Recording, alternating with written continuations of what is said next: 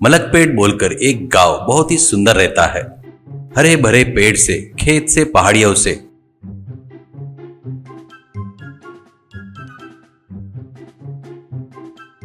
और पानी से भरे तालाब से शांत रहता है। उसी गांव में कन्हैया बोलकर एक बूढ़ा रहता है। वो बहुत ही ईमानदार और अच्छा था। कन्हैया को पत्नी और मदन बोलकर एक लड़का था। मदन की पढ़ाई पूरी नहीं हुई, इसलिए कभी कोई काम धाम नहीं करते हुए खाली पीले घूमते रहता है। उस बात पर हमेशा कन्हैया उसको समझाने जाता है तो उसकी पत्नी लड़के के आड़े आती थी। क्यों जी, इस उम्र में नहीं घूमेगा तो कब घूमेगा? औरत घूमकर बिगड़ती है तो मर्द बगैर घूमे बिगड़ जाते हैं, ऐसे बुजुर्गों ने बताया है। आपको पता नहीं क्या? उसको जितने दिन वैसे रहना है रहने दो बस, और उसको ऐसे परेशान किए तो ठीक नहीं रहेगा करके टोकती है। कन्हैया एक गाड़ी पर क्रिस्पी पनीर पकोड़े बनाकर बेचता था। उसका बढ़िया साफ सुथरा पनीर, शुद्ध तेल, बाकी के सामान से पकोड़े बनाता था, इसलिए वो बहुत टेस्टी रहता है करके सभी लोग कहते और आकर खाते थे। कन्हैया से एक दिन एक व्यक्ति, कन्हैया जी, मैं छोटा था तब से तुम्हारे पास से पकोड़े खा रहा हूँ। उस दिन से आज तक के दिन तक टेस्ट में कभी फर्क नहीं आया और ज्यादा रेट भी नहीं बढ़ाए। ऐसे से आपको नुकसान नहीं होता क्या? ऐसा कहता है तो कन्हैया, बेटा वो वैसे टेस्ट रहने का कारण है बगैर मिलावटी का सामान, और रेट बोलते क्या, ज्यादा रेट रखे तो कुछ लोग नहीं खरीद सकते, वो मुझे पसंद नहीं। कम कमाता हूँ तो भी चलेगा, पर मेरे पास आने वाला कस्टमर दुखी नहीं होना चाहिए। ऐसा कहता है। एक दिन मदन घर पर अपने माँ से, अरे माँ सुनो, तुमसे एक बात कहना था करके उसके कान में कुछ बताता है। वो सब सुनने के बाद में बड़े आश्चर्य से, सच में क्या? उसमें इतना फायदा रहता है क्या? कहती है तो वो, अरे हाँ माँ, साल भर में ही करोड़पति बन जाएंगे, तुम कैसे भी करके पिताजी को मनाओ करके बोलता है तो माँ, वो सब मैं देख लूंगी बेटा, तू तो बस उस काम पर ही लग जा। ऐसा कहती है। शाम को गाड़ी ढकेलते हुए कन्हैया घर पर आता है और थके जैसे खटिया में बैठ जाता है। उतने में पत्नी आकर कॉफी लाकर देती है। वो देखकर कन्हैया चौंक जाता है और कन्हैया, कॉफी लाकर दे रही हो मतलब मुझसे कुछ पूछने वाली हो?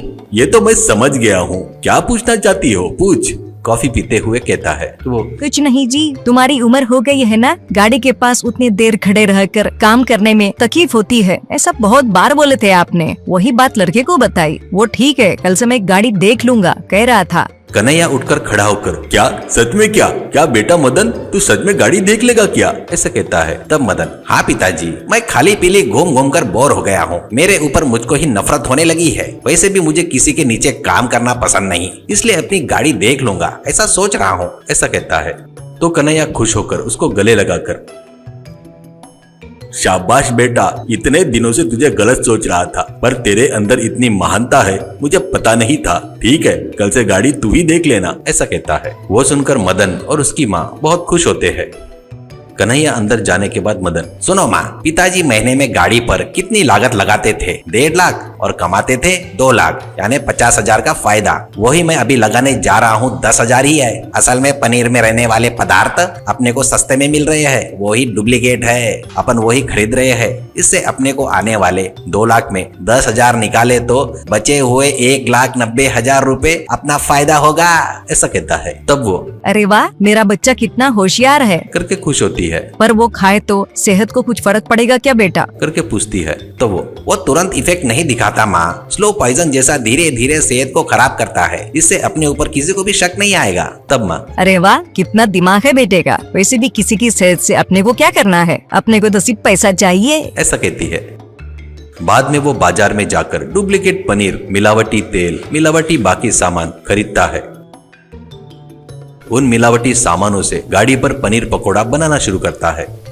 एक व्यक्ति आकर, क्यों मदन, पिताजी कहाँ है, तबीयत ठीक नहीं है क्या उनकी? करके पूछता है तो मदन, वैसा कुछ नहीं है जी, मैंने उनको आराम करने को बोला है, उम्र हो गई है ना उनकी। ऐसा कहता है तो वो, सच है मदन, बहुत अच्छा काम किया, 1 प्लेट पनीर पकोड़ा दे दे बेटा। ऐसा कहता है। मदन दिए सो पनीर पकोड़ा खाते रहता है तो मदन उसको ही देखते हुए मन में, टेस्ट में फर्क बढ़ गया तो स्टार्टिंग में ही धोखा हो जाएगा, ये अभी क्या बोलता है देखना पड़ेगा करके सोचता है। वो पूरा खाकर, बहुत टेस्टी बनाया रे, असल में बताओ तो तेरे पिताजी से तू ही अच्छा बनाया, ये ले पैसे करके पैसे देता है। तब मदन, अरे हो शुक्रिया शुक्रिया कहते हुए लेता है। वैसे वो पकोड़े बेचते हुए पैसे ले रहा था। 1 महीना होने के बाद पैसा लाकर माँ को देता है तो वो बहुत खुश होती है। एक दिन गाड़ी के पास रहते वक्त पुलिस की जीप आकर रुकती है। उसमें पुलिस वाले ऑफिसर्स उतरते हैं। वो सब गाड़ी के पास आते हैं। SI you are under arrest करके बोलता है। तब मदन घबरा कर अरे क्या हुआ सर, क्या गलती हुई मेरी? ऐसा कहता है। तब एसआई उस ऑफिसर को दिखाकर, ये कौन है पता है क्या? फूड क्वालिटी इंस्पेक्टर है। वो तेरे पास के पकौड़े ले जाकर लैब में टेस्ट करवाया। वो पूरे नकली पनीर है। वो खाए तो तबीयत खराब हो जाती है। ऐसा बोलकर उन्होंने कंप्लेंट किया है। ये देख लैब रिपोर्ट करके बोलता है। उस तरह मदन जेल में चला जाता है।